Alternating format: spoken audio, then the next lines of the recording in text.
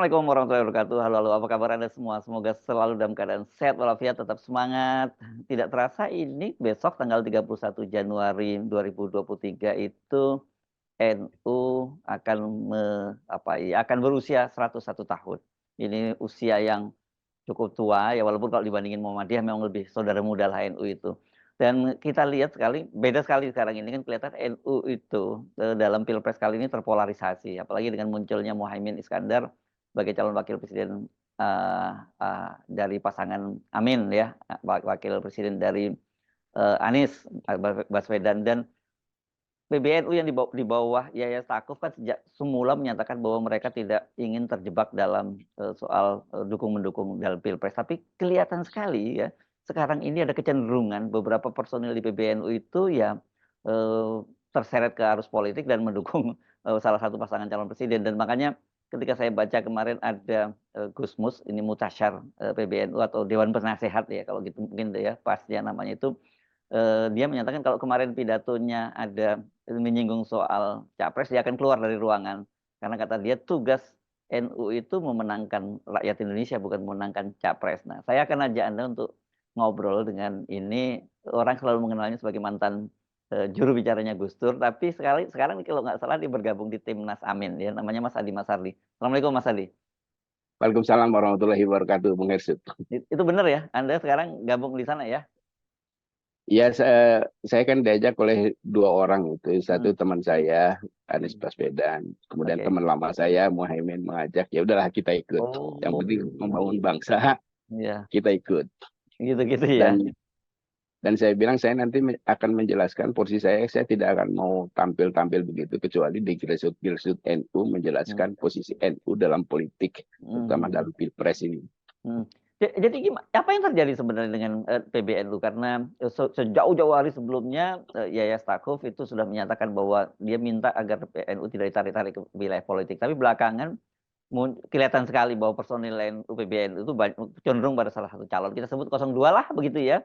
Dan kemarin ada pernyataan dari Profesor Nadir Shah yang dia menyatakan telah melakukan tabayun, itu memang clear bahwa pengurus-pengurus wilayah dan daerah itu diarahkan untuk mendukung paslon 002. Nah, saya melihat begini, Bung Hersut. Ini kan kita semua ini juga teman-teman yang di NU ini ya kan teman saya dulu waktu sama juru bicara presiden. Mm. Saya sangat dekat Nah, dengan itu dia betul, karena Anda kan sama-sama juru bicaranya Gus Dur kan, ya. dengan Yahya Dan Stakuf ini ya. saya paham, saya sih nggak kaget untuk manuver-manuver itu. Karena Hmm. di NU itu memang tidak ada konvensinya. Hmm. Tetapi elit NU itu punya hak untuk bicara berbeda dengan arus bawah. Yang Oh, penting adalah dia tidak membawa arus bawah. Seperti contoh misalnya gimana dulu. gimana itu maksudnya, kok bisa dia boleh bicara dengan arus bawah, beda dengan arus bawah, yang penting tidak membawa. Kan nggak mungkin kan, sikap apalagi sami nawatonya pada kiai itu kan sangat Nah, jadi kultur. ini saya ingin jelaskan sejarahnya dulu. Kayak tahun 60-an itu, Hmm. Kiai Wahab Hasbullah, kemudian Kiai Idam Khalid, kemudian Saifuddin Juri kan bersekutu dengan Soekarno bikin Nasakom, Hmm. Hmm. nasionalis agama sama komunis. Dan agama dan komunis kan tidak mungkin disatukan. Tetapi Hmm. tiga beliau ini kan bergabung ke situ, tapi tidak mendorong NU di arus bawah itu untuk bersama-sama. Itu Hmm. sebabnya ketika kejadian G30S itu, kan NU yang paling sangar memberantas Iya betul, PKI. betul betul betul betul. Nah, Ya. jadi dia tidak membawa ke bawah. Kemudian ketika Gus Dur menerima azas tunggal, uh, idenya Soeharto tahun Hmm. 80-an itu, kan dia tidak membawa ke arus bawahnya, Hmm. tetap harus azas Pancasila terima. Nah, tetapi di bawah kan tidak dikendalikan begitu. Bahkan pernah pada tahun awal-awal 90-an kalau nggak salah, dulu Gus Dur membawa Hartono dan Mbak Tutut ke pesantren-pesantren untuk dikuningkan. Hmm. Semua orang juga melawan itu. Ini apa sih Gus Dur?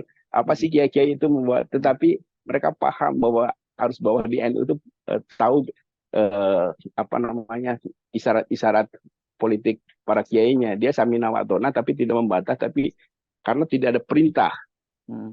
untuk menjalankan itu, yang nggak ikut. Karena itu ketika terjadi perubahan politik, NU aman-aman saja. Ya, ya, Yang ya. pernah menarik lagi itu waktu Muktamar tahun 36 di Banjarmasin. Mm-mm. Muktamar NU itu menyepakati bahwa Belanda itu bukan musuh. Oke. Bukan musuh karena kita beragama Islam, tidak ada larangan, tidak ada rintangan. Belanda tidak merintangi ibadah umat Islam.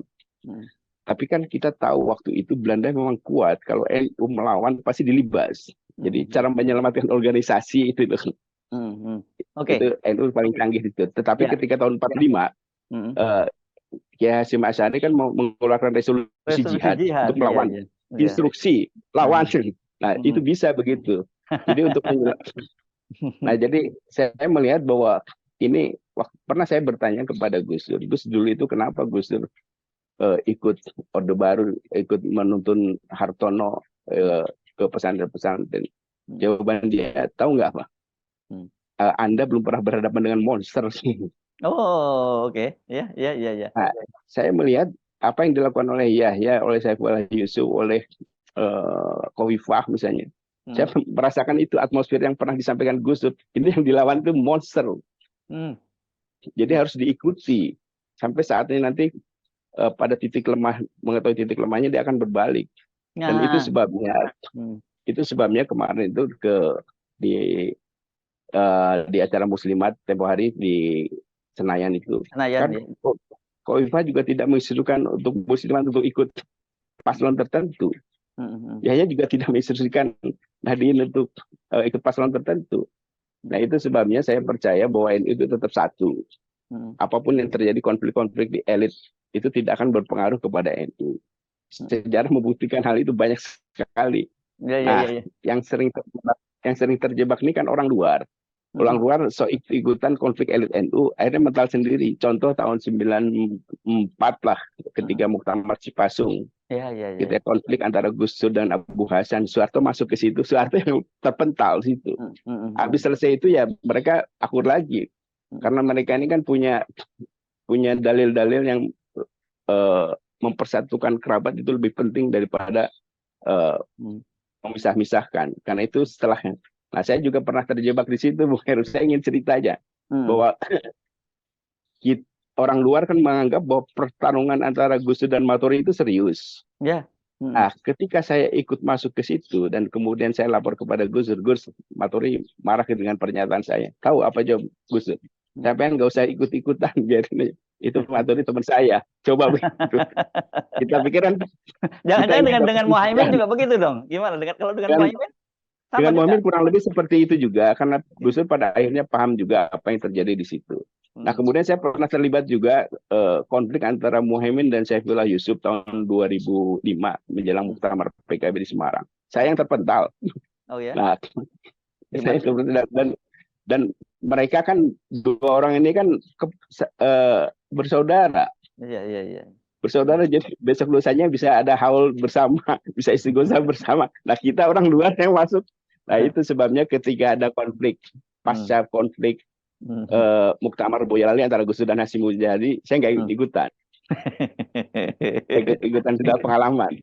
Nah, jadi begini. Nah, orang kan melihat seolah-olah ini serius nih konflik antara Gus Dur Mm. dengan Hasyim Muzadi. Kan itu ada orang luar ingin mempertemukan Gus Dur Mm. dengan Hasyim Muzadi. Saya ada di situ. Begitu Mm. ketemu tahu apa yang terjadi. Mm. Bercandaan sepanjang pertemuan itu bercandaan. Selesai nggak ada masalah memang dua orang itu. Jadi Nah, yang terjadi sekarang juga begitu menurut Anda? saya yakin itu. Jadi saya kan paham ya, Yahya mengendalikan NU yang organisasi besar ini. Mm. eh, Kalau melawan monster yang nggak bisa dilawan bisa hancur itu. Jangankan PBNU yang ormas biasa, partai politik aja nggak berani. Hmm. Takut kurang apa kuatnya si Megawati. Mm. Nggak berani, nggak berkutik. Mm. Ya, Nah, ya. jadi saya yakin ini bagian dari strategi mereka untuk menyelamatkan diri dan menyelamatkan organisasi agar tidak diobok-obok. Oh, oke, oke, Nah, oke. Jadi ini siasah gitu ya, kan ya, Mas Adi. ya, saya melihat pengalaman sejarah PBNU itu banyak siasatnya yang kita nggak paham. Oke. Orang bilang kan, orang pikir dari luar nih, NU sebentar lagi akan pecah, akan berantakan. Buktinya sejak didirikan sampai hari ini NU tetap satu. tetap nggak ada masalah. Nah, bahkan ketika Gus Dur memimpin kembali ke Kito keluar dari P3, kan banyak juga kiai yang marah. Kenapa tidak boleh berpolitik? Yang nggak ada masalah juga. Habis itu kan bersatu lagi ketika bikin PKB bersatu. Nah, yang menarik itu kan ketika saya tanya kepada Gus Dur soal PKB, kenapa mendirikan PKB, bukannya dulu keluar dari Kito itu tidak berpolitik. Dia bilang kita harus mengendalikan politik langsung. Jadi partai politik itu harus di backup oleh ormas keagamaan yang besar. Karena di beberapa tempat, Gus Dur berkaca juga ke India, ada partai partainya yang Modi sekarang ini kan didukung oleh ormas Hindu terbesar, ormas Hindu. Sehingga spiritualitas politik itu tetap terjaga. Akhlak politik itu tetap terjaga. Nah, itu yang dilakukan oleh Gus Dur. Oleh sebab itu saya menjelaskan kepada NU itu, kita sudah punya PKB, dukung PKB, besarkan PKB, dan saya sudah deal juga sama Muhaimin. Kenapa saya ikut bergabung ke Muhaimin itu karena saya deal dengan Muhaimin, PKB harus menjadi pelopor, harus menjadi inkubator pikiran-pikiran Gus Dur. Ini penting. Tapi kata Muhaimin, loh kan saya nggak boleh pakai nama Gus Dur. Nggak, biar saya nanti yang bawa. Karena pikiran tokoh besar itu kalau tidak diperjuangkan secara politik itu akan menjadi kenangan saja, akan menjadi di perpustakaan. Contoh misalnya pikiran Soekarno itu dulu berkembang tuh ketika PNI menjadi think tanknya, menjadi inkubator pikiran-pikiran Soekarno jalan. Begitu PDIP tidak mau menggunakan itu, ya pikiran Soekarno hanya menjadi kenangan, hanya menjadi literasi aja. Dan saya ingin pikiran Gus Dur itu diperjuangkan secara politik, dan tepatnya paling tepat itu adalah PKB. Nah, jadi kembali ke kasus yang kayak Gus Mus itu paham. Gus Mus untuk menjaga agar tidak ada perintah kepada Nahdien untuk mendukung paslon. Itu ancaman. Kalian boleh bermanuver, elit politik boleh manuver, punya otoritas, punya hak, tapi tidak boleh memerintahkan Nahdien. Itu isyarat yang ingin disampaikan oleh Gus Mus, sehingga Gus Mus juga menyelamatkan keponakan-keponakannya itu kan ya Saiful, sehingga dia tidak bisa memerintahkan Nahdien untuk memilih salah satu pasangan calon ini karena harus berhadapan dengan Gus Mus, sehingga para petinggi yang mendoktrin, yang mengintimidasi mereka itu paham juga bahwa kalau tidak ada pernyataan itu ya udah benar juga. Oke, jadi clear kemarin itu jadi Anda juga bisa menggaransi bahwa sampai menjelang pilpres, sampai pilpres nanti, bahkan kalau tuh ada putaran kedua nanti, tidak akan ada semacam katakanlah maklumat gitu dari PBNU untuk berhadapan, katakanlah kalau dalam hal ini lawan dengan Caimin atau siapapun nantinya yang maju pada putaran kedua gitu. Saya jamin tidak akan ada instruksi dari pimpinan NU, PBNU untuk umatnya, umat Nahdien itu untuk memilih salah satu calon. Tapi mereka, nah sekarang ini kan memang betul tadi Bung Hersi bilang Nahdien itu Samina Wato. Nah tetapi kan sekarang ini ada medsos. Ada medsos, mereka punya dapat referensi literasi yang kuat, sehingga perintah-perintah struktural itu sering diabaikan karena faktanya yang berbeda. Contoh paling dekat itu yang kita ingat itu waktu kasus Monas 212, 412, itu 411 ya. Kan perintah dari struktur NU jangan ikut-ikutan. Tapi 99% yang ada di Monas itu Nahdien semuanya. Jadi dia, nah yang penting kan waktu itu pengurus NU itu kan ngasih tahu kepada penguasa, aku tidak memerintahkan loh, mereka jalan sendiri, kira-kira begitulah, sehingga organisasi itu tidak diobok-obok. Itu yang saya pelajari logika ini. Itu kan saya selalu ngobrol dengan Gus Dur, kenapa begini, kenapa begitu, kenapa dulu itu begini, kemudian saya tarik garis, oh berarti logika cara berpikir NU itu seperti ini, cara berpikir Nahdien seperti ini, cara berpikir elitnya seperti ini. Dan ini yang terjadi juga, ini bukan hal baru menurut saya. Oke, kalau dalam peta pilpres kali ini ya, karena kebetulan ini ada langsung ketua umum PKB-nya yang ikut berkontestasi dalam hal ini Caimin dan sebagainya. bagaimana sih kita melihat hubungan antara PKB dengan PBNU? Itu tentu ada yang secara struktural kita tahu sekarang, gambarannya kita dapat. Tapi bagaimana dengan grassroots NU yang bahkan NU-nya kultural, bukan NU politik atau NU struktural? Saya pernah bilang begini di kantor PKB waktu saya acara Haul Gus Dur. Banyak orang juga bertanya seperti itu. Saya jawab, kalau secara fisik itu PBNU dan PKB itu bertolak belakang. Artinya PBNU itu kan menghadap ke timur. Nah, PKB kantornya itu menghadap ke barat. Jadi bertolak belakang.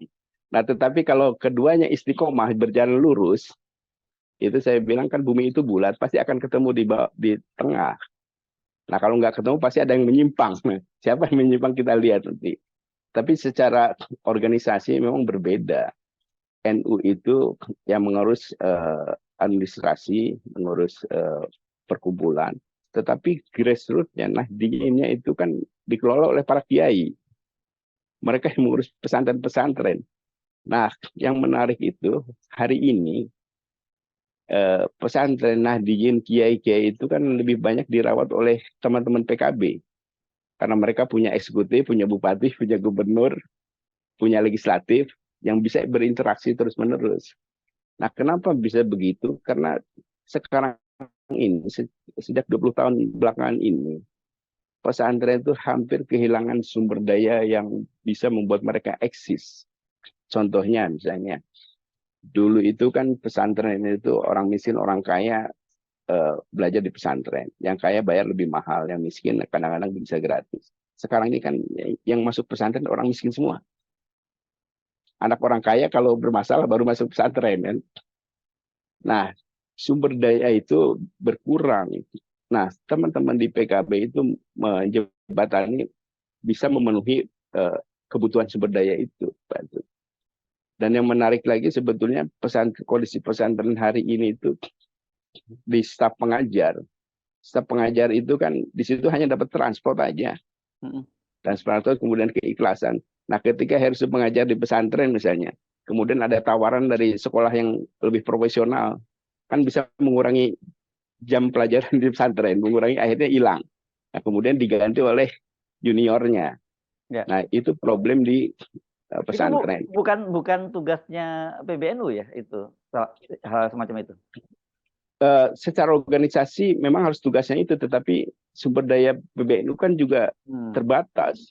Itu sebabnya Pak sekarang ini yang bisa mengangkat sumber daya ini kan hanya di politik. Nah, itu sebabnya saya pernah bilang juga ke Gus Dur ketika Gus Dur melarang kiai-kiai berpolitik itu, saya bilang, Gus, mereka itu begini keadaannya. Mereka itu bisa meningkatkan sumber daya itu ketika ada hajatan-hajatan politik. Akhirnya Gus Dur paham, dan itu sebabnya teman-teman PKB yang di eksekutif, di legislatif diminta untuk membantu itu juga. Dan hubungan Nahdliyin dengan PKB itu menjadi sangat erat. Hubungan batinnya itu lebih kuat dibandingkan dengan struktur. Kadang-kadang terjadi begini, ada pengurus wilayah misalnya dari NU, tapi dia punya pesantren juga, punya umat juga. Ketika dia mengumpulkan umat kemudian menginstruksikan arah politik, NU nggak bisa mencegah. Ya. Okay. Nah, ini kondisi real NU hari ini. Oleh sebab itu saya tidak pernah khawatir bahwa NU itu akan terpecah belah. Saya bilang NU akan tetap satu.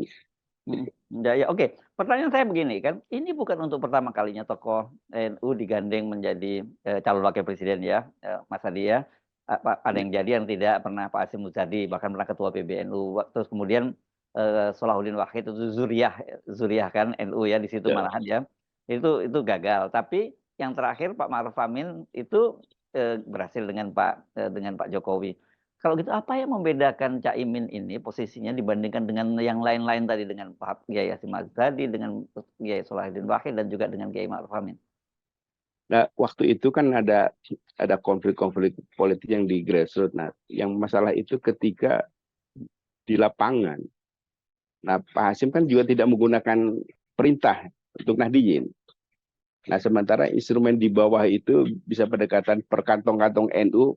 Nah, yang menarik ini, saya ingin jelaskan juga bahwa dalam era pemilu ini, yang paling matang itu, yang paling banyak mendapat keuntungan dari dari demokrasi elektoral ini Nahdien. Itu kalau kita lihat sejak Apa 1955. penjelasannya nih? Nah, Nahdien itu kan paling apal gerak-gerik kebutuhan elektoral. Dan sudah begitu, Nahdien itu namanya jelas, alamatnya jelas.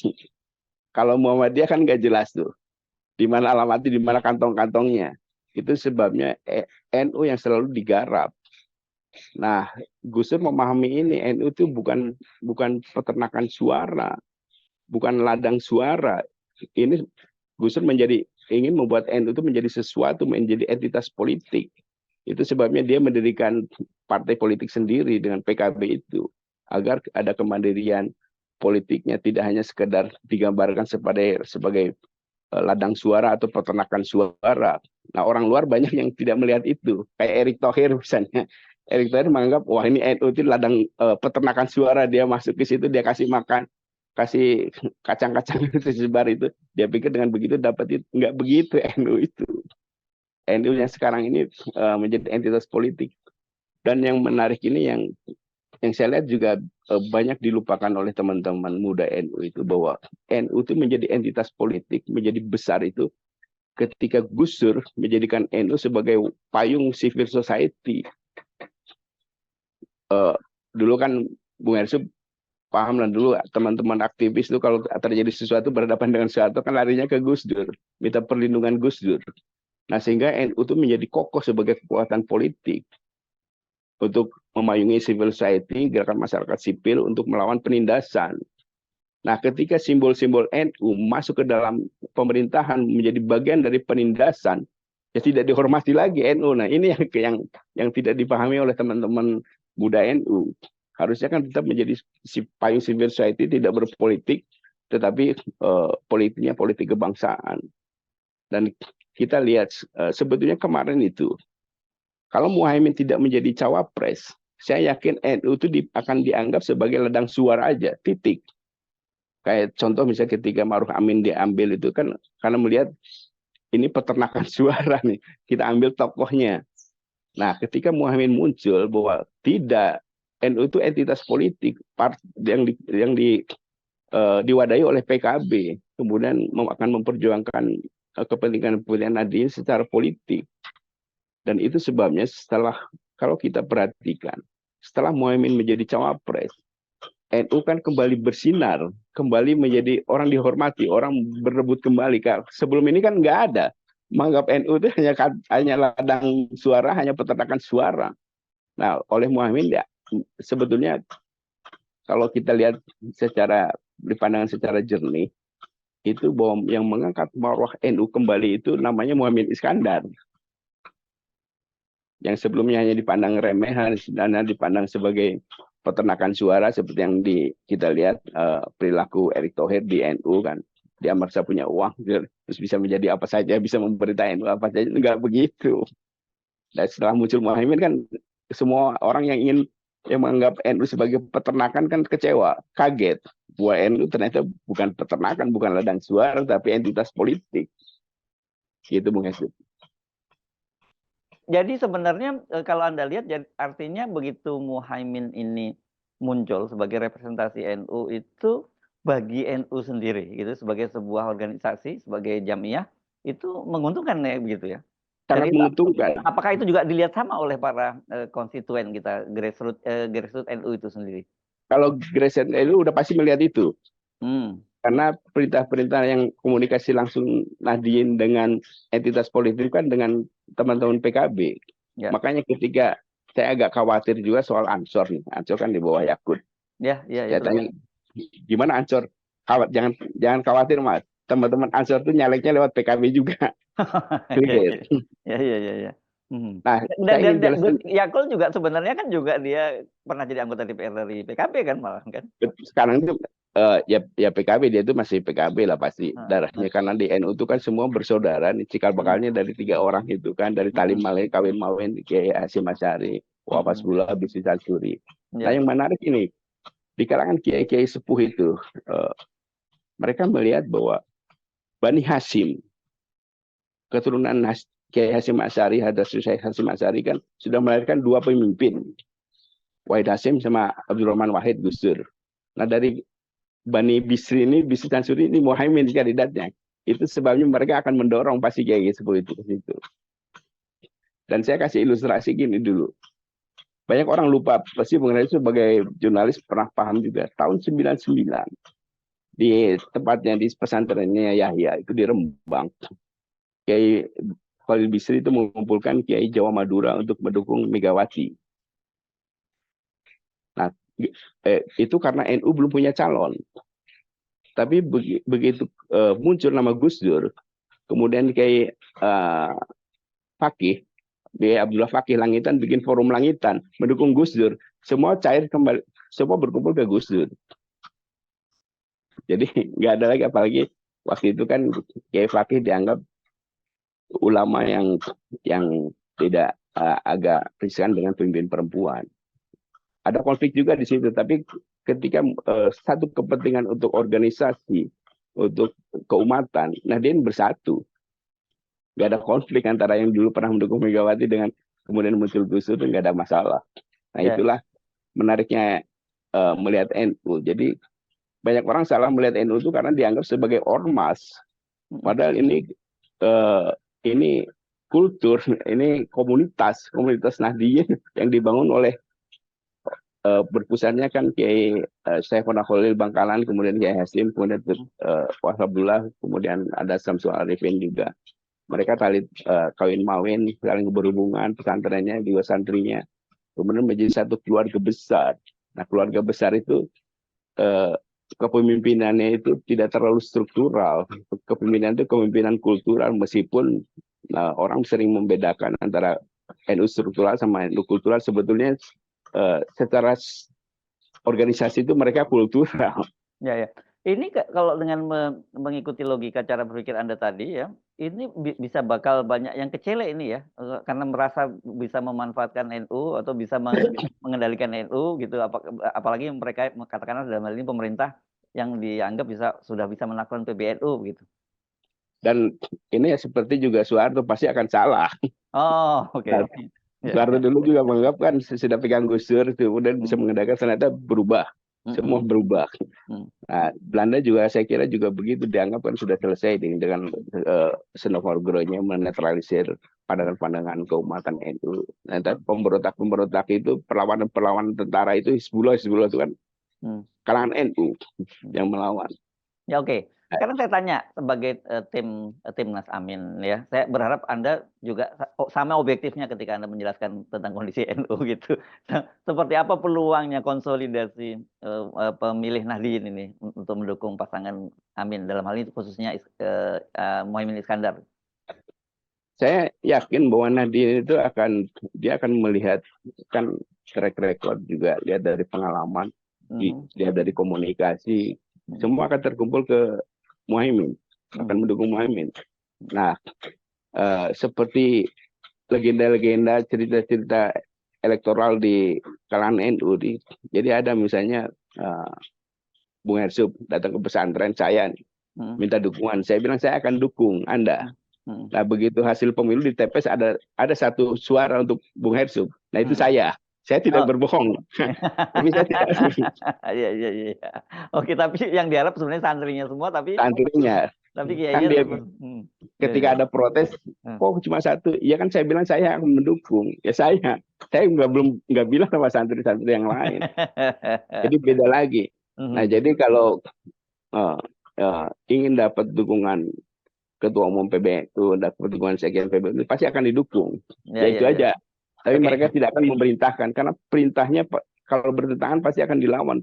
Apalagi sekarang kan referensi Nahdien itu kan udah canggih nih, pasti sudah medsos, TikTok dan lain-lain. Ya, jadi setidaknya ini coba Anda koreksi atau Anda tambahkan kalau kurang ya.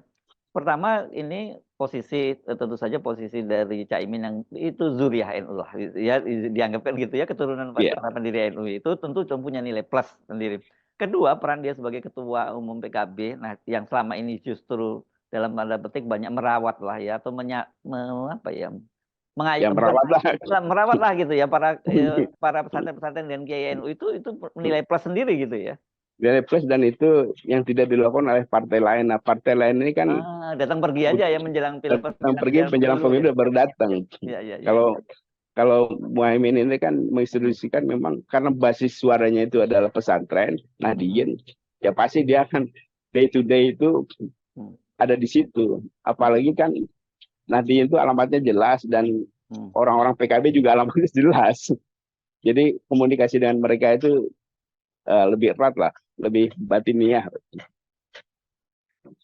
Jadi apa nih yang bisa kita simpulkan? Kalau saya menyimpulkan dari percakapan dengan Anda tadi dua hal ya.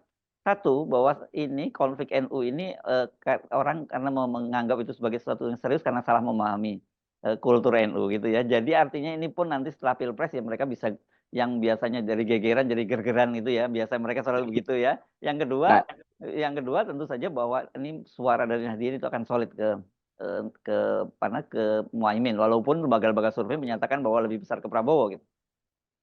Ya, kan kalau survei kan kemarin juga ada teman-teman survei yang merasa ini nggak jelas nih, responden itu nggak jelas, ketakutan soal sembako, apalagi kan Nahdien itu alamatnya jelas, kalau mau dikerjain itu jelas.